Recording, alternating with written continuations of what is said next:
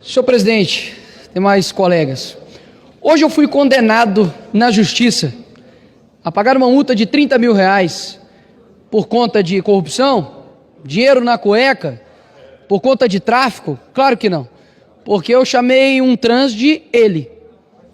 Eu sabia que esse dia iria chegar, onde a verdade não é mais aquilo que você vê, é aquilo que o interlocutor te impõe.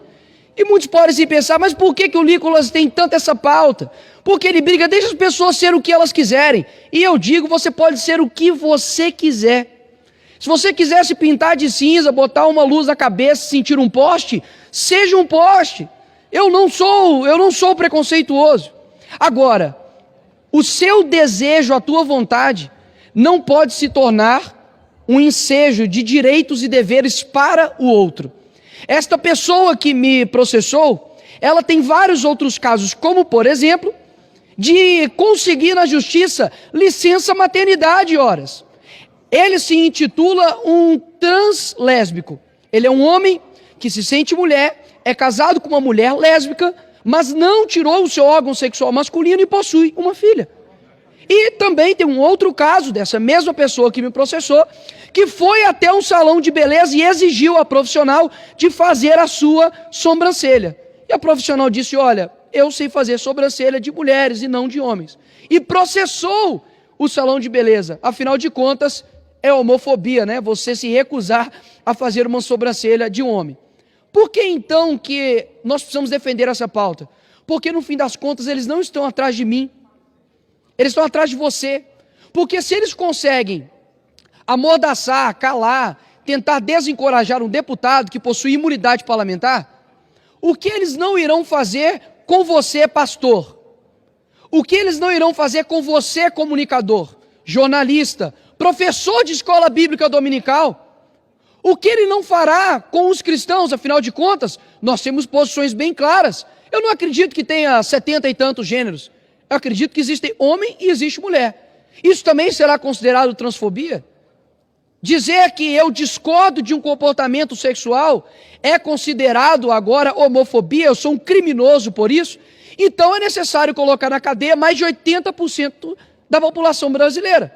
Porque eu tenho certeza que a maioria da população brasileira está comigo. De que homem, por exemplo, deve ir ao banheiro masculino. De que a mulher deve ir ao banheiro feminino. Parece que nós temos que, de fato, fazer uma defesa da realidade óbvia, de que o banheiro não diz respeito a uma questão ideológica, mas uma questão biológica. Mas hoje, de fato, aquilo que Chesterton dizia, de que um dia seria necessário, né, você desembainhar uma espada para poder provar que a grama é verde, temos que fazer hoje a mesma coisa.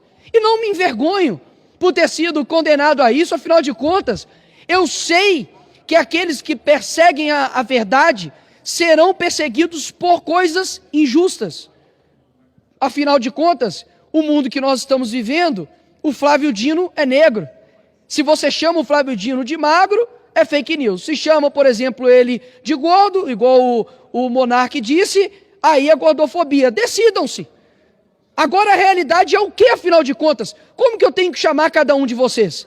Eu posso, por exemplo, deputado Messias, dizer que os meus adjetivos agora é lindo e maravilhoso. Quem não me chamar disso, eu irei processar. Quais são as consequências disso, Coronel Fraga, para a nossa sociedade? Quer dizer então que se um homem se auto-intitular uma criança e fizer sexo com uma criança, isso não será mais pedofilia? A discussão aqui, meus senhores, não é sobre homossexualidade.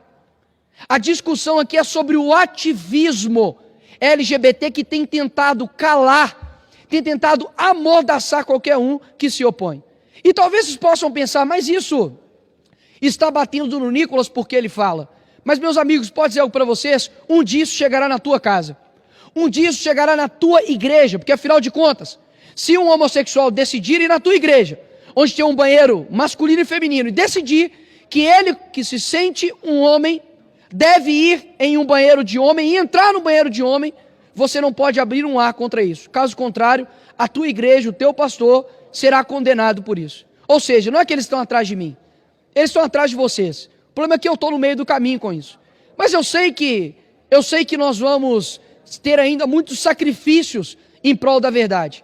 Mas, repito, as consequências do princípio da ideologia de gênero e do ativismo LGBT são muito perigosos. Aquilo que eu me sinto, eu me torno. Isso é muito perigoso. Eu não posso fazer com que aquilo que eu me sinto seja um dever de obrigação para o outro. Caso contrário, uma pessoa que se sente um animal, uma pessoa que se sente uma criança, uma pessoa que se sente estar certo, você vai dizer o que? O contrário? Uma criança pode sim achar que um Papai Noel existe. Isso é reservado a ela, afinal de contas, ela é uma criança. A estrutura da realidade dela não está completamente formada. Mas nós, como adultos, precisamos defender a verdade. E não vai ser pressão de multa, não vai ser pressão de dinheiro que vai fazer com que eu pare de dizer a verdade. A verdade é que nós temos coisas muito bem definidas no mundo que nós vivemos. E a vontade de destruir o real é daqueles que vivem da mentira.